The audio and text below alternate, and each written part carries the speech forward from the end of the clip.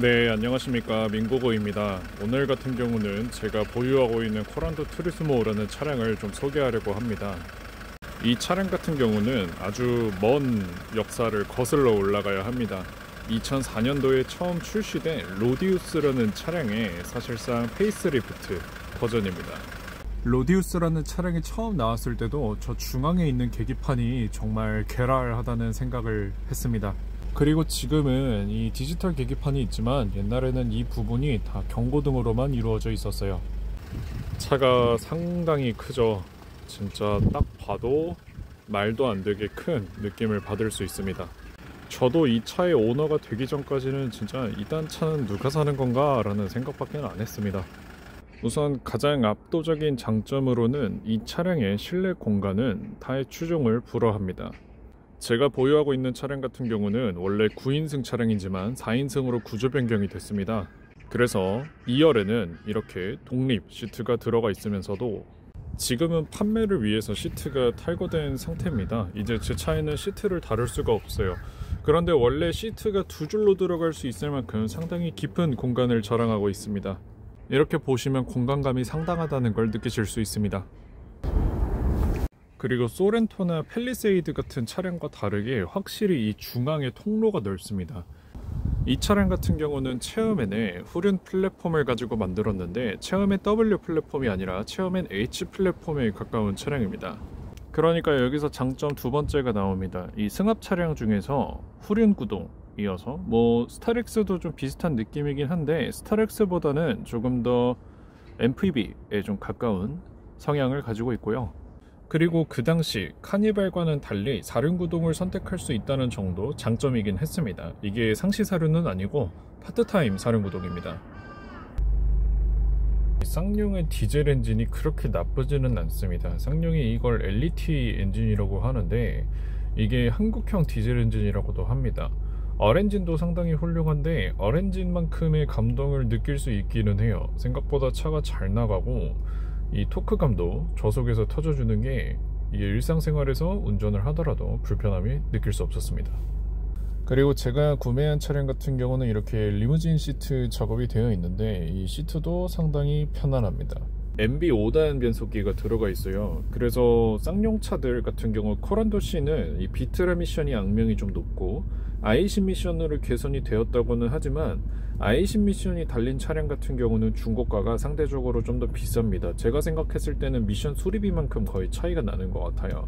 그 다음에 그 코란도 스포츠 같은 경우도 비트라 미션을 썼다가 코란도 스포츠는 i10 미션을 쓰지 않고 이 코란도 투리스모에 들어가는 MB 5단 미션을 사용하고 있습니다. 그래서 이 코란도 투리스모 같은 경우는 차량 사이즈는 가장 큼에도 불구하고 의외로 고질병이 적은 조합을 가지고 있습니다. MB 5단의 2000cc 디젤 엔진이어서 크게 파워트레인으로 속썩이는 부분은 없습니다. 그래도 이 계기판의 시인성 같은 경우는 썩 나쁘지는 않습니다.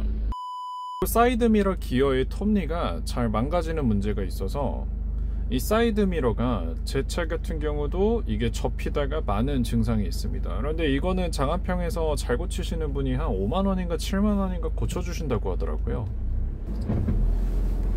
네, 저는 지금 쌍용 코란도 투리스모를 운행을 하고 있습니다. 우선 이 차량 같은 경우 여러분들 진짜 이게 가격이 좀 모든 거를 용서하게 되는 차량이 됐다고 생각을 해요. 이게 승합차로 쓰더라도 어쨌든 승합차에서 이제 스타리아나 이제 스타렉스보다 이제 저렴하고 그 다음에 상대적으로 키로수도 짧고 연식도 좋습니다. 물론 얘는 로디우스의 연장선이기는 한데 로디우스에 비해서 개선이 많이 된 차량은 맞아요. 그 다음에 이제 이 뒤쪽 에어컨을 따로 조작을 할 수가 있어요. 그리고 이제 온도 같은 경우도 이 뒤에 이 2열의 왼쪽 자리에 이 조작부가 따로 있습니다. MB5단 변속기 같은 경우 얘가 생각보다 변속이 좀 부드럽게 변속이 돼요. 그래도 이 후륜 구동이 전달해주는 감각 자체는 나쁘지는 않습니다. 그런데 이제 패밀리카로 쓰셔도 충분하다고 생각은 하는데 승차감이 좋은 차는 아닌 것 같아요. 확실히 좀 텅텅거리는 것도 있고 이 큰 차가 가져다주는 좀 불쾌한 움직임이 없진 않습니다. 그래서 막 카니발보다 좋다 막 이거는 아니고요. 이 후륜구동이 전해주는 감각만 놓고 보면 되게 좀 독특하다, 좀 특이하다, 나쁘지 않다 정도까지만 말씀을 드릴 수 있지 않을까 싶습니다. 결론은 그냥 오래된 차인데 대안이 별로 없으니까, 그리고 중고 가격이 저렴하니까, 덩치에 비해서 연비가 나쁘지 않고 후륜구동이고 파트타임 사륜구동이 들어가 있으니까 괜찮습니다. 네. 혹시라도 코란도 투리스모를 구매하실 계획이 있으신 분들 같은 경우는 제 영상이 좀 도움이 됐으면 좋겠어요. 구매하시기 전에 저는 이제 그 카니발 KA4 2021년식 같은 경우는 자주 이제 운전을 하고 자주 타는 환경이거든요. 근데 비교가 안 되죠, 당연히. 이 카니발이랑 이 코란도 투리스모는 솔직히 말씀드리자면 올뉴 카니발이 훨씬 나아요. 근데 이 차량은 이제 워낙 오래되기도 했고, 그런데 이제 그 코란도 C보다 오히려 이 미션 자체가 괜찮아가지고 제가 생각했을 때는 코란도 C보다 나쁘지 않을 수도 있어요, 차 자체는. 그래서 뭐 자잘하게 이 부싱 소음이 좀 고질적으로 있고, 그 다음에 이제 차가 워낙 중량이다 보니까 이 로어암하고 타이로드 핸드하고 이제 서스펜션이 교체된 이력이 없는 차량을 구매하시는 경우에는 수리비를 조금 각오하셔야 할 수도 있습니다. 다만 이 후륜구동하고 파트타임 사륜이 가져다주는 안정감과 이 주행감이 괜찮기는 한데, 그게 결코 이 최신 차량의 주행감과 이제 이 감상을 절대로 압도할 수는 없습니다.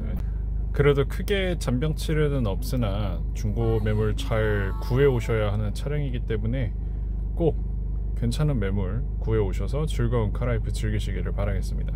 오늘도 시청해 주셔서 감사합니다. 앞으로도 더 유익한 정보로 찾아뵙도록 하겠습니다.